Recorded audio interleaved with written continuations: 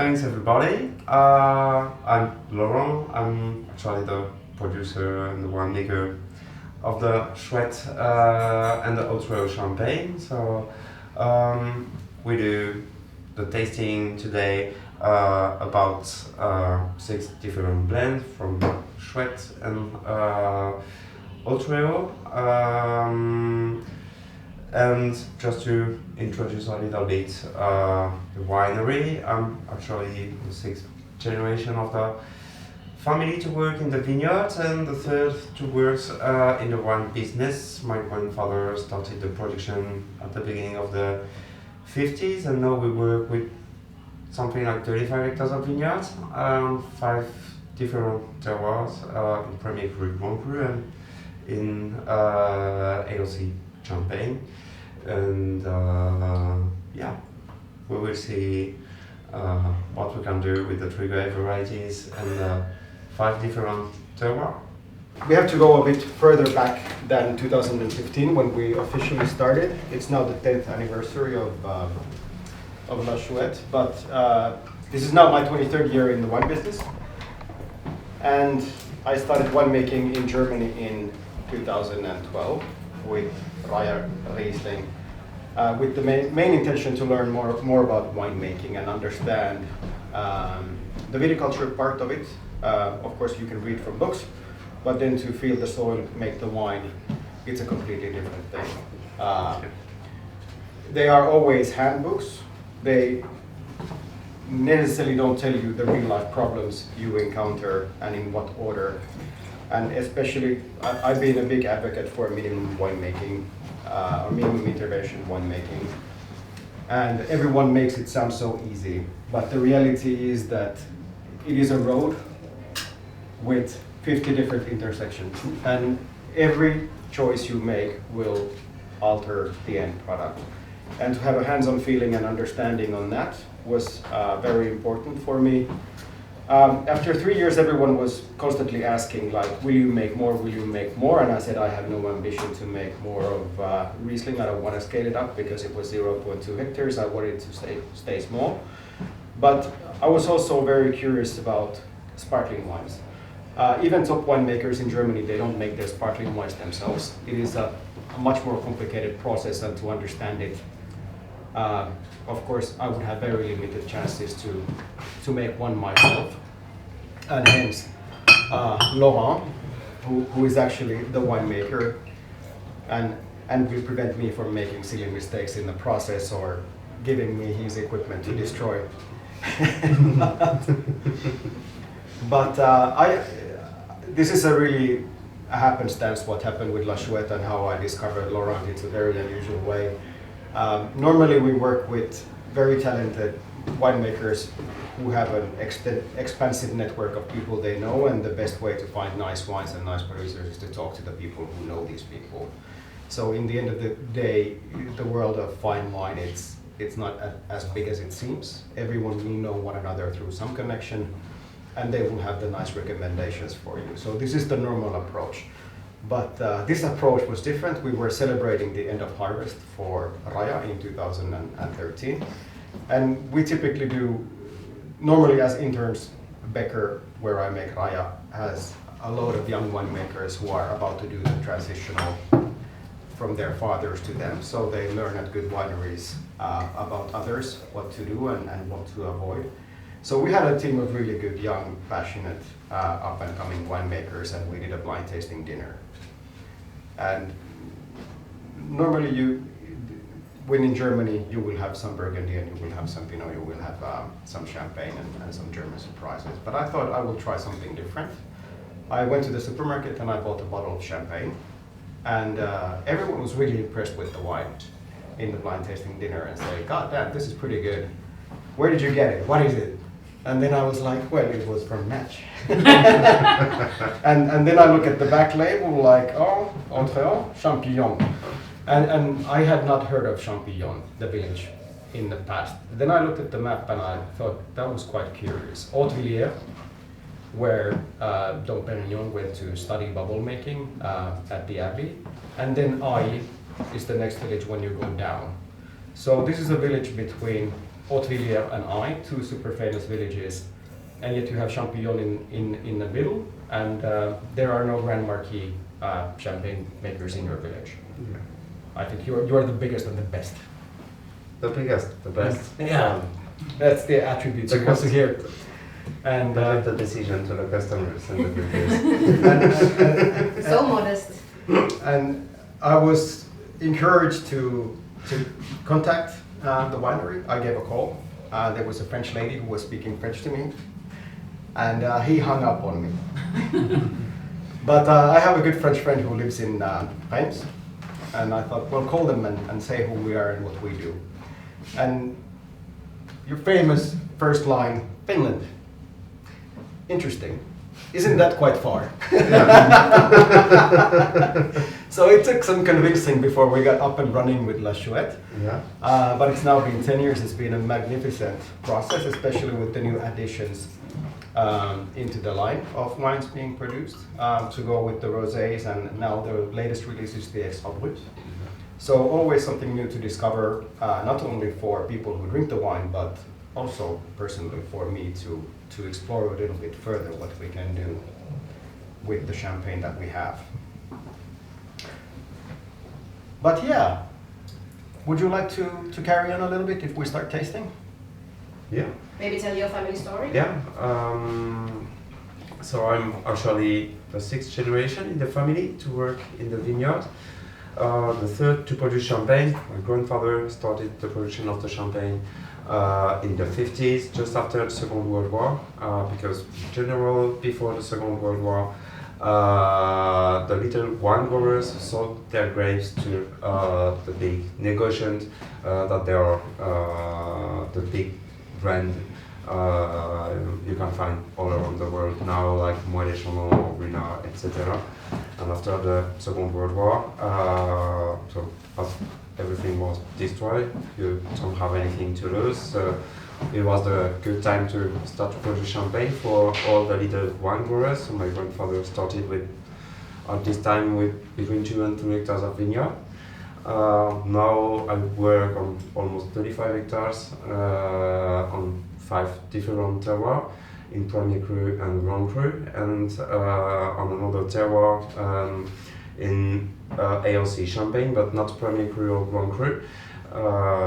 We work with the 3 grape varieties, and I have also some contract with some of our wine grower. They do not produce champagne, so this is long-term contract. When I sign a contract, this is for 15-20 years. Then I can have, so I can know every year which grape I will have, and it's more easy for me to make the wine after when I know which grapes I will have and where they come from, etc. Than buying all the grapes I found every year on the market. So we have a total production between 8,000 and 9,000 bottles per year now. So it makes us 100,000. Yeah. Yeah. It makes us not too small, not too big. Just to give you an idea, the average for a wine grower in Champagne is situated between 4 and 6 hectares of vineyard. It makes more or less 50,000 bottles per year. And on the other side, the biggest one, which is Moët, this is more than 1,000 hectares of vineyard, 35 million bottles.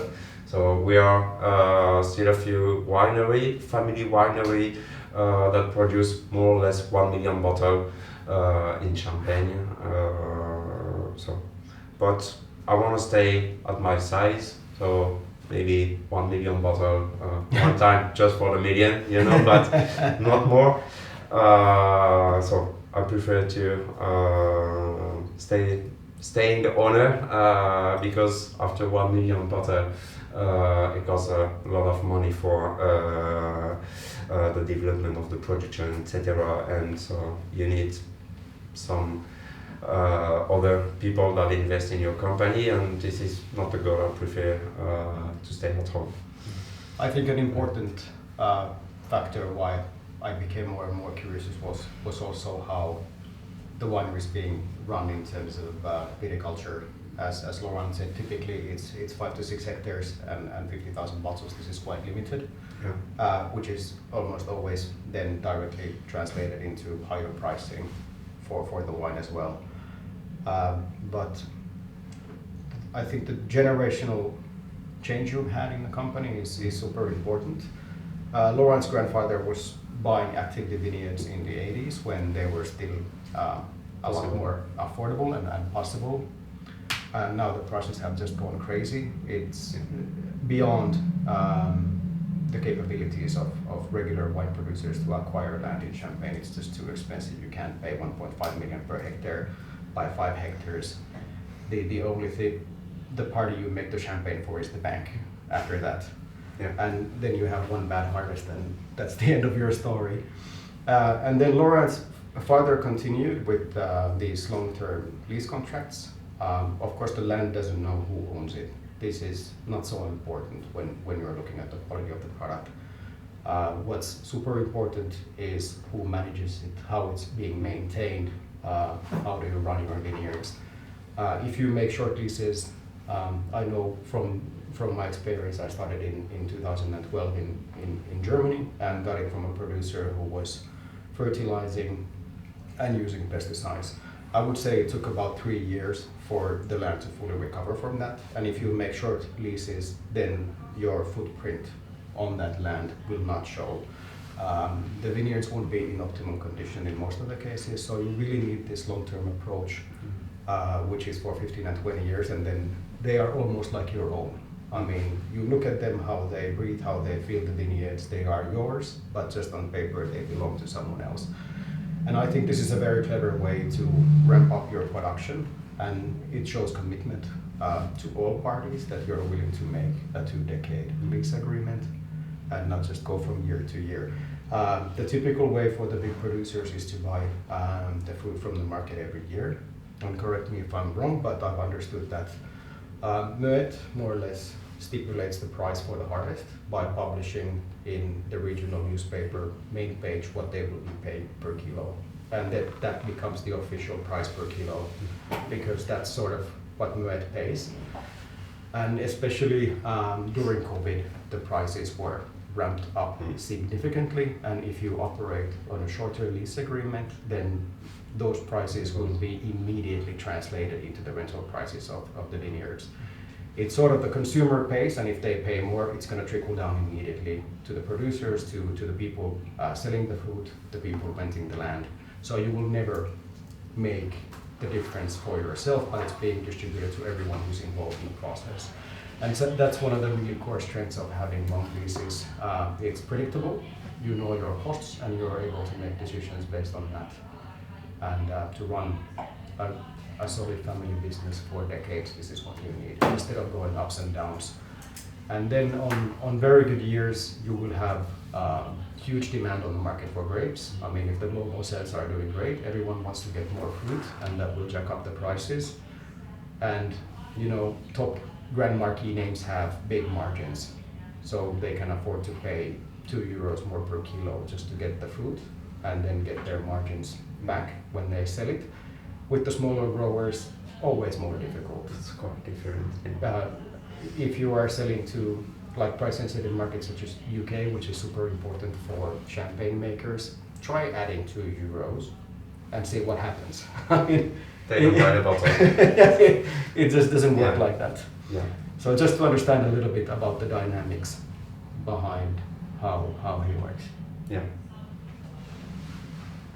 But and so the other advantage to have long-term contract with the same wine growers every year, so that since that I know how they work, and I can tell them also. So I prefer that to work in that way in the vineyard, and because I need these types of grapes, and they can understand, because they have to sell me the grapes for the next 15 or 20 years, and so it's better to have a good partnership together, so I can pay more if I have more quality. And this is a real partnership between the wine growers and myself, because I told them, okay, I can buy a kilogram of grapes, but if I buy a kilogram of good grapes, this is the difference after to sell the bottle.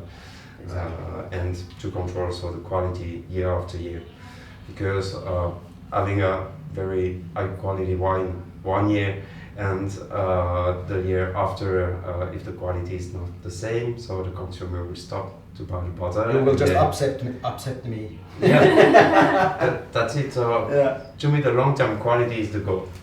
So It's a good goal. yeah, because it's easy to make money for 1 year, but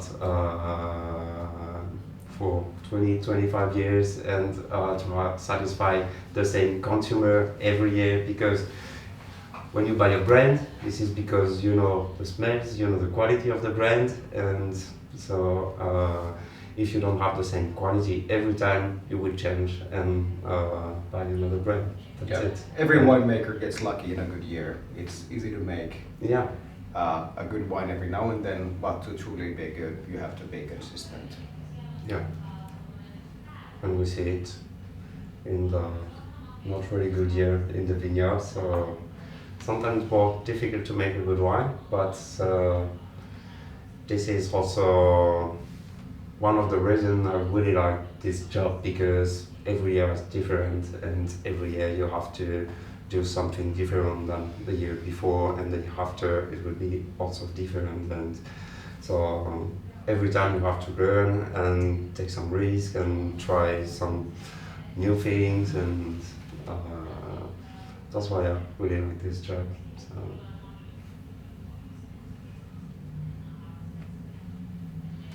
Should we taste the wines? I think we can. Do we start from La Chouette? I think we will start with La Chouette, yeah? Mm-hmm. Yeah. So I don't know. It's the, I think this one? Yeah, it was Yeah. one on the lower left.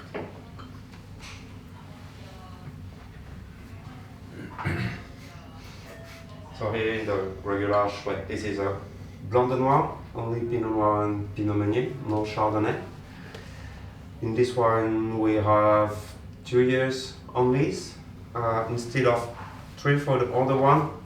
Why 2 years? Because we only have black grape varieties, so we reduce a little bit the aging to keep a little bit of acidity and to have and to still have freshness when we taste it. Because the more you keep the wine in the cellar, the less you will have acidity at the end. And when you have only black grape varieties, you will have something really strong. And so this is not really nice in terms of smells. This is why so we keep 1 year less than the rest of the range. And also in terms of us, why to go with the Blanc de Noir? I was very curious of Pinot and both Pinot Meunier and Pinot Noir. And of course we have the cuvées from the 3 grapes everywhere. So we thought it would be more interesting to do something slightly different. And also Meunier wasn't really recognized as a high quality Barato even like 10 years ago, and since then we've seen a big hype, especially with the smaller growers trying to highlight and show what Meunier can be. So I sort of think that we were in the forefront in experimenting with that. And we've been so super happy with the results that we've never changed it. Even when we grew in production, I think we are now about 50% of your total sales. Yeah. So the Chouette is pretty big in the overall process, especially because Sweden is the biggest market for us. So we do there slightly over 100,000 bottles per year. It's already a significant amount. But when you grow, you run into complexities in production. And when you do a specific blend with Meunier and Pinot Noir, scaling up isn't so easy. I mean, it would be just a whole lot easier to go with the classical blend of the 3 and then buy what you're missing. But here you actually have to have the patience and say no when there is rising demand, and you would know we would sell 50,000 bottles more. And it's really painful to say no, but say no you have to if you want to preserve your identity and keep the quality where you initially wanted it to be. So I'm also very happy that we never had to compromise in that sense, and had a good solid track record. We listed La Chouette into the Finnish monopoly in October 2015. The buyer said he doesn't want to buy it. He said he was very happy with the selection that he has and he wasn't interested, but we listed it to the secondary selection of Monopoly.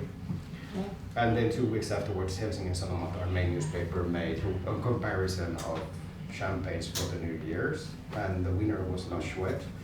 And ever since that week, for 10 years, La Chouette has been the most sold champagne in our monopoly every week for 10 years.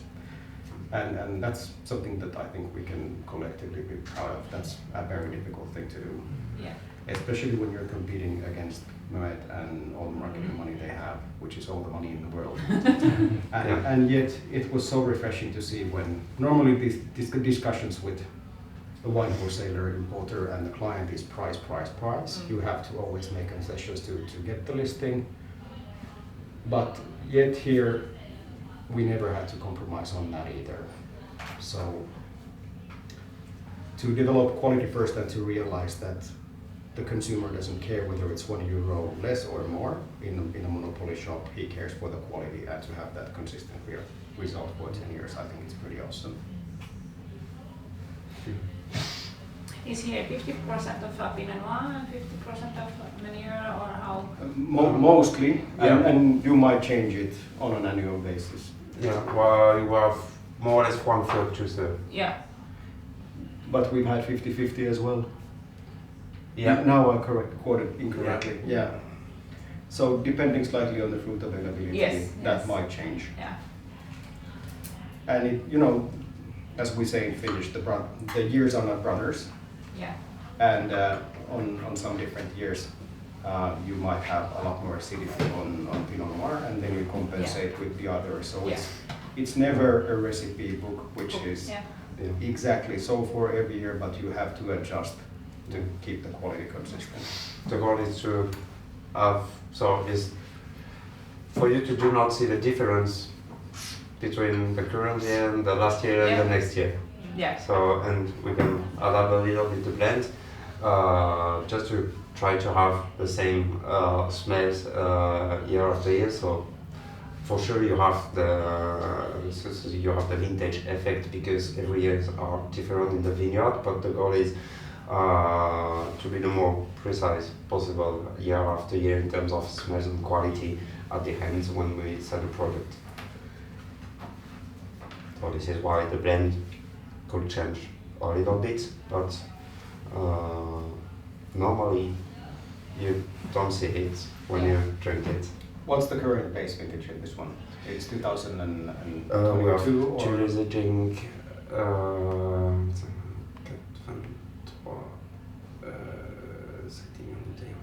we have 21 and 2. Okay, yeah.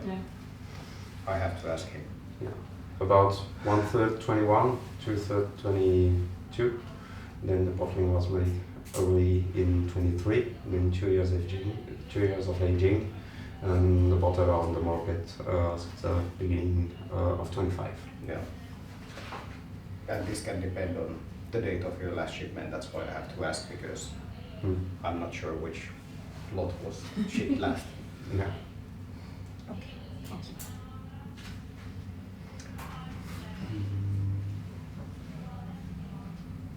Then do we have your Blanc de Blanc?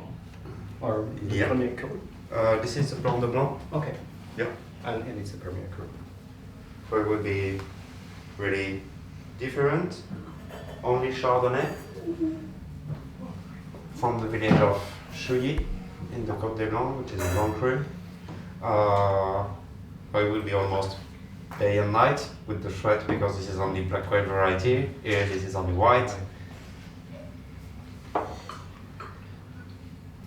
So it will be really more light in terms of smells, but so this is really fine and really elegant.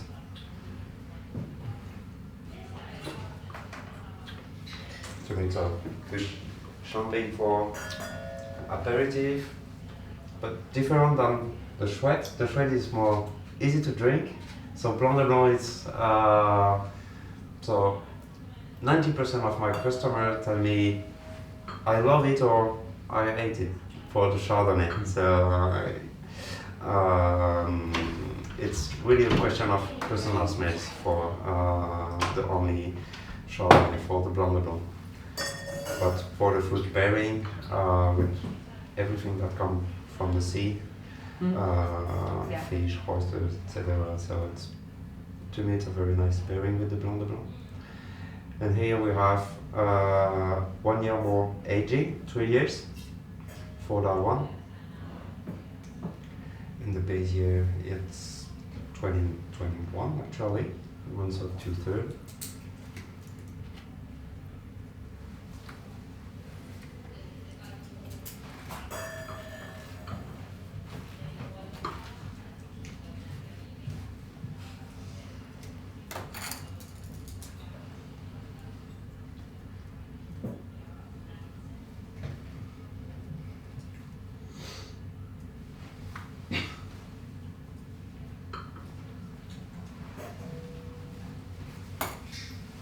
And then for the Chouette Rosé?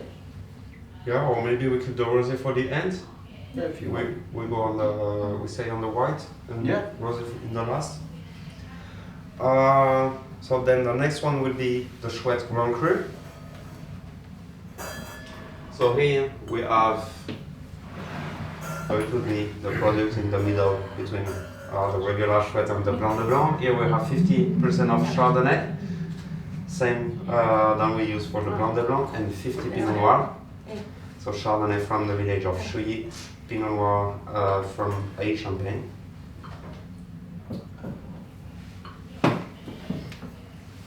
We will have a bit more structure than in the Chardonnay, yeah, because of the Pinot Noir.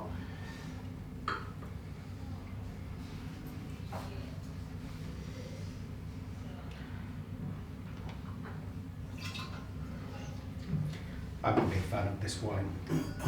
I love the autolysis from and slight malolactic combination. And good balance between. There's an excellent tension for the acidity. It really stays long. And it's super refreshing, even though it's quite complex. Yeah. I really enjoy this myself.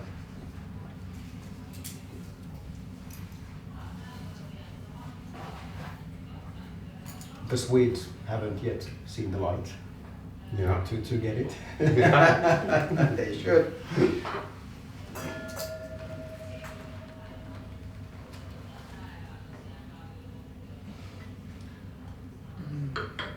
How much you have like Chardonnay, Meunier, and It's about, I can say 40-40 for the Pinot Noir and Pinot Meunier, and 20% for the Chardonnay. Chardonnay? Yeah. So the more Chardonnay we have are on the Grand Cru in Chouette. We have a little bit of Chardonnay from the winery in Champillon, but not a lot. Champillon, it's more Pinot Noir and Pinot Meunier.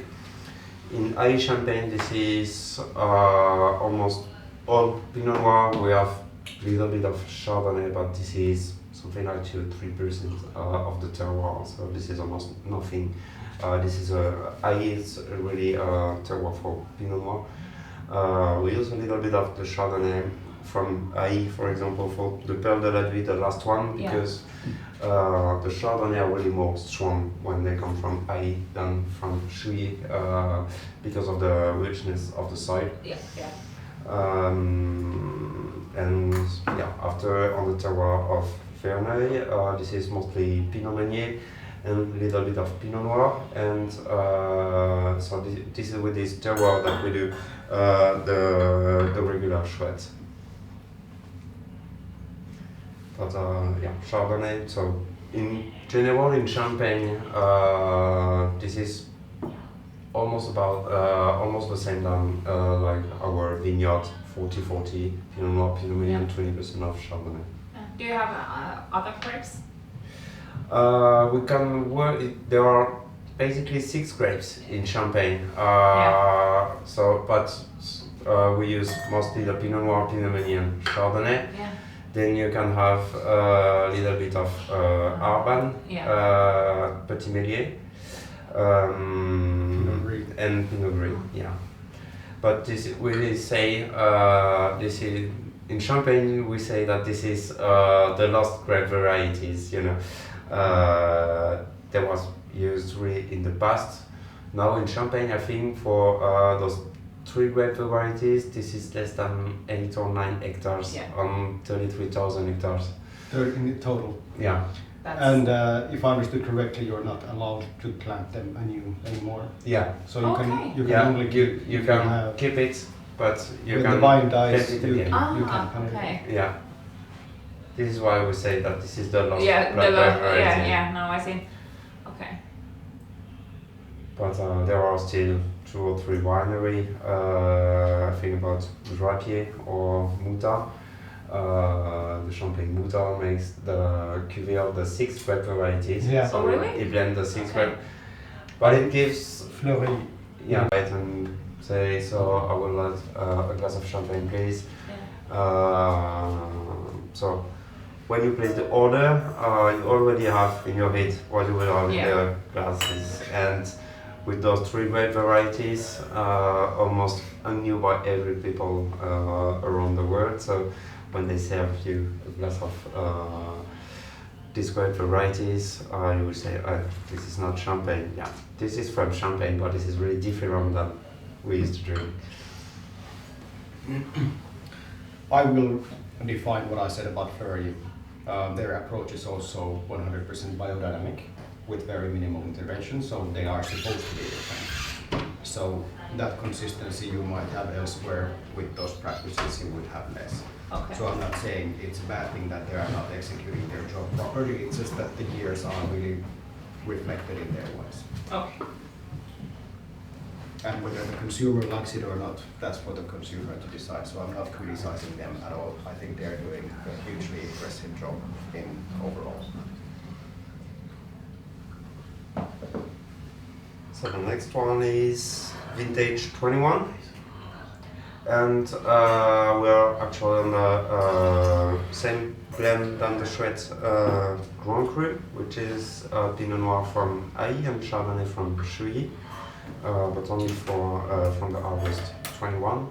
So it gives something with a bit more structure, a bit more complexity.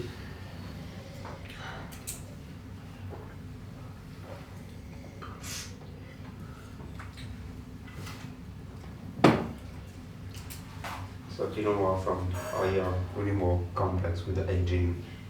So because of the soil, because we have very rich kind of soil in Haï Champagne.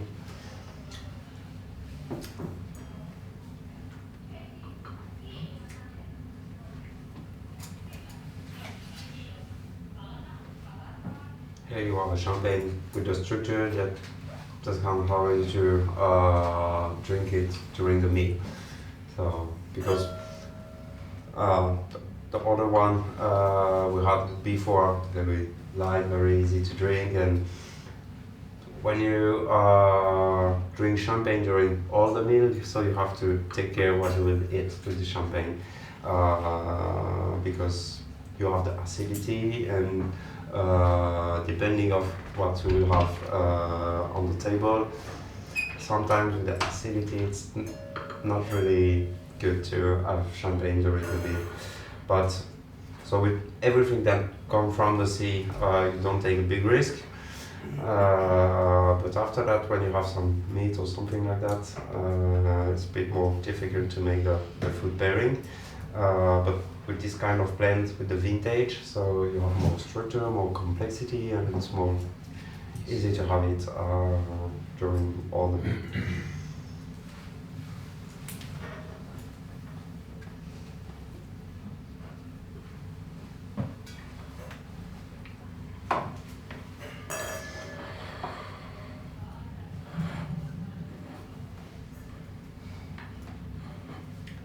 So the last one is, I think, one of my favorites in the vintage, right? It's, Vintage 19.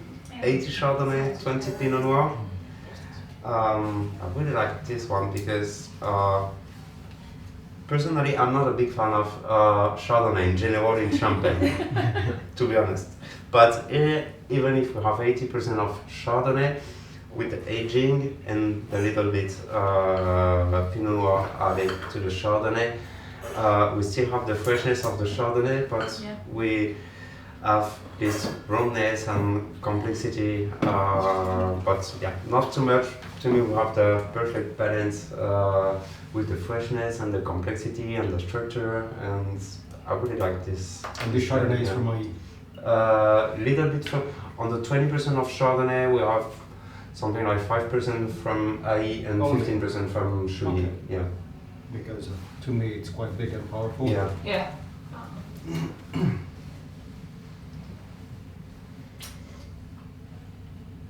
My grandfather always told me, so that bottle is a bottle made to drink, only up to myself and the bottle. Well said.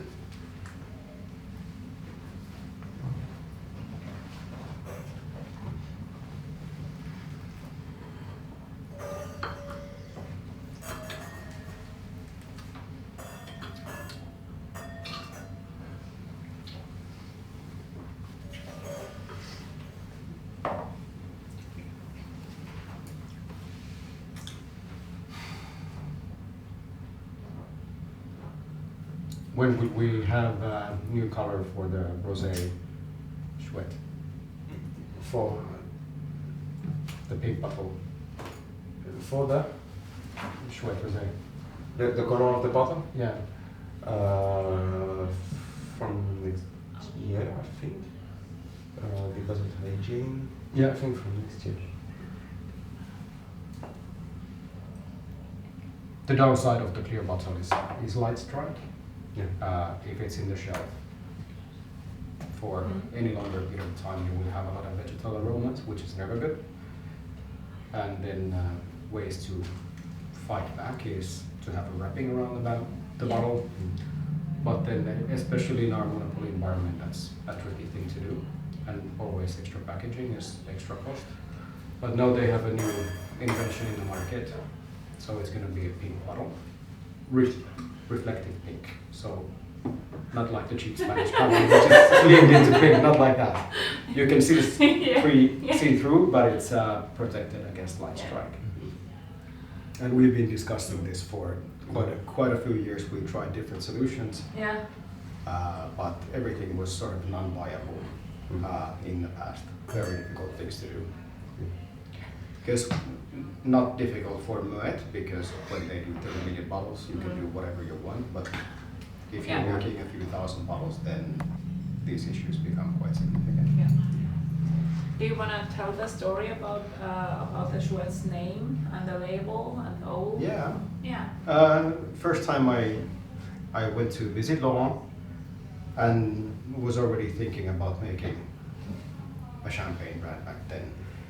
And it's a difficult step when creating something new. I always want the labels to communicate something about the place where they come from and to be rooted in the history of the area. And just to make a champagne, to me, was not the thing. I wanted to be authentic in terms of Champillon, what belongs there. And you have these beautiful vineyard dividers, which are made from concrete, and they had a really funny looking owl. I think it was made in the 50s or 40s, something like this. Yeah. It looks like it's a little tipsy. And I said, okay, owl, I mean, you have it here, so it's part of the family history already. Are you using the owl? And he said no. And then when we rode into village, into the winery, you have the village logo, and that has an owl as well. Oh, really? And then I was asking, like, well, what's the story about the owl? And you said that in the 50s, or in the earlier times, when marriage was still more official than it's today, so pre-consensual relationships not approved in a Catholic country. So people would go into the forest and they would make these hoot hoot noises to, like cruising. Yeah. Okay, that's a nice story. We will not include it in the brand story, but I can tell it in other instances. Unofficially, Yeah, but the owl is really, it's in the village logo. After we decided on the name, there was a funny coincidence that we learned that in French slang, Chouette means cool. Okay. I thought that was pretty neat. Yeah. We also had a wine bar which was called Van Van, and when our French producers came in for the first time, they laughed at my face and said, "What a great name!" And I said, "Well, what does it mean?" It means an alcoholic. I said, "Okay, I mean, this is the place where to become one and practice it." We thought it was just nice and touching, but. Yes. So you're not always so lucky with the names, but here we were. Yeah. And when you come in Champillon, so if you're lucky, sometimes you can hear the all in the forest. But Then make your decisions. What to do next?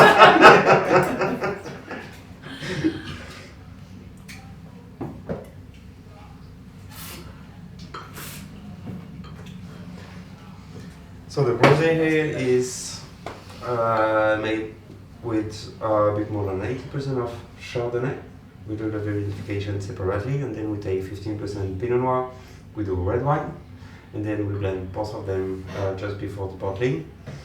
So permit us to adapt every year the percentage of Pinot Noir for the same goal, to try to have approximately every year the same rosé in terms of colors and smells, because depending of the sunshine or the rain we have all long year, I never have the same color in the Pinot Noir when I do the red wine.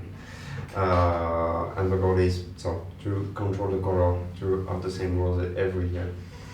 And while 85% of Chardonnay, it's so because to me rosé it's champagne for the summer season, and when it's very hot outside, you don't want to have something too strong, and you need to see a clear color and how to drink something refreshing. And this is why I wanted to have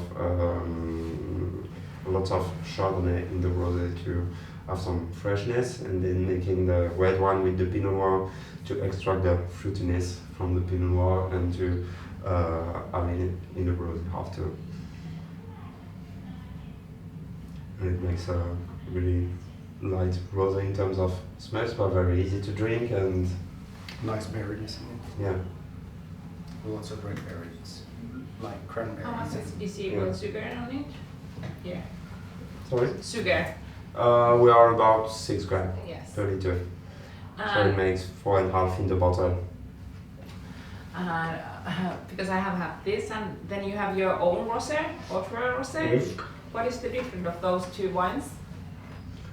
The rosé, the rosé Autréau was we had a bit less Chardonnay in that rosé. The color was a bit more strong, but we had the same sugar level. Yeah. But you have the impression that maybe it's more sweet or more strong, so because of the difference in the blend. Yeah.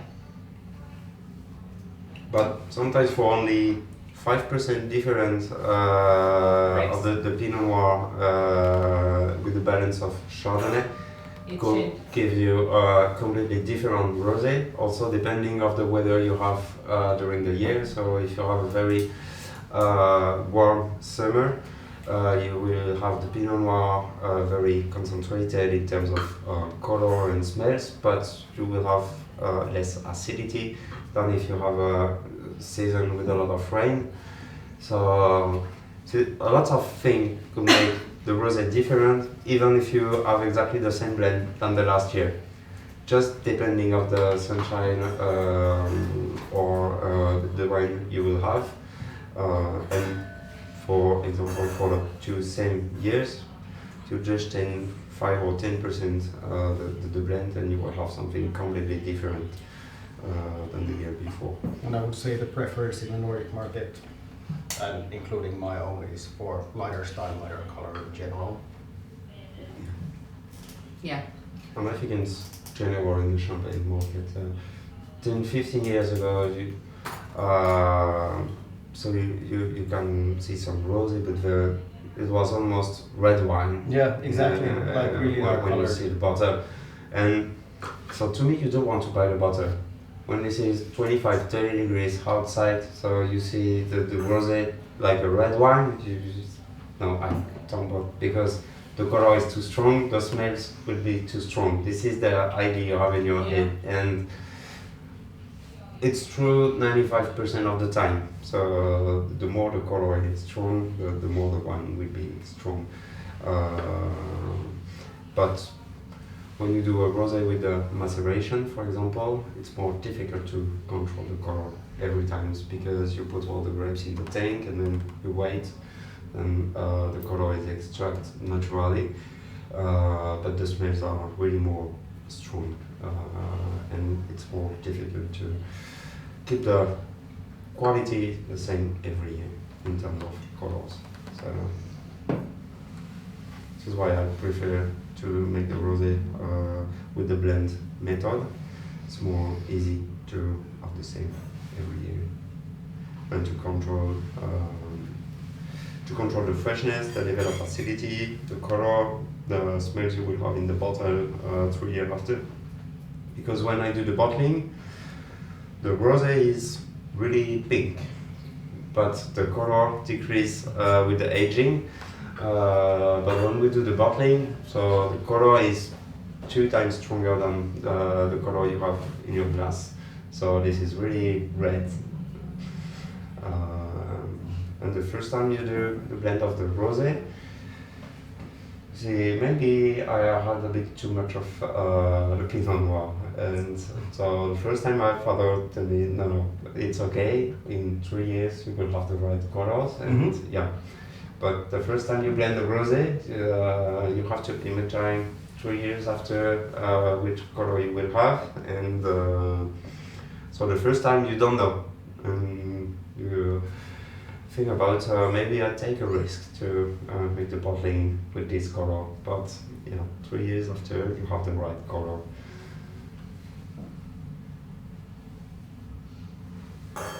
Any more questions?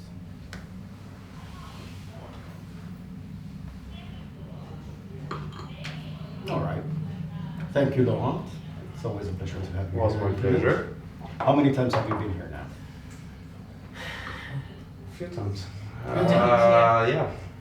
And did you go swimming in the ocean in January?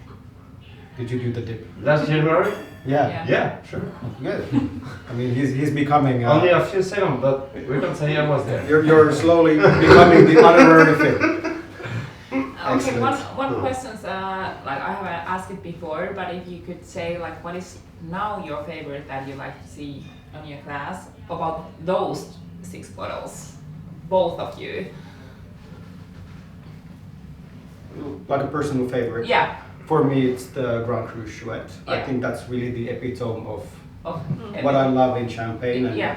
to me, it doesn't miss anything. It has everything I want. Yeah, that was a good answer. And how about you, Laurent? To me, the non-vintage could say the same as Toni, because we have the good balance with the 50% Pinot Noir and Chardonnay. And in the vintage, to me, this is the vintage 19, the last one. I really like the evolution of the Chardonnay.